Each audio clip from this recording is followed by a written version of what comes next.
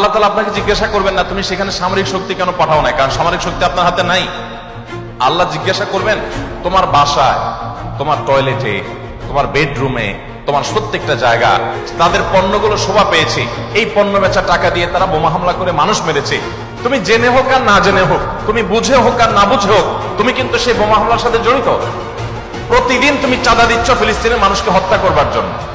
আপনি দেখছেন, আপনি পেপসি বা কোকা কোলা বা সফট ড্রিঙ্কস এদের যেগুলো আছে সেগুলো আপনি ডক ডক করে গিলছেন।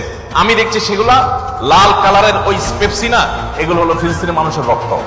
আমরা কয়দিন খুব জোরে সোরে বয়কট করে এরপরে আবার আমাদের সবকিছু সয়ে যায়।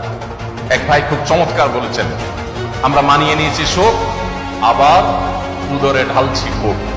আমরা মুসলমানরা যদি শুধুমাত্র তাদের পণ্যগুলো বয়কটটা যদি যথাযথভাবে করতে পারি, তাহলে তারা অন্তত 50% এমনিতেই সাইজ হয়ে যাবে। আমাদের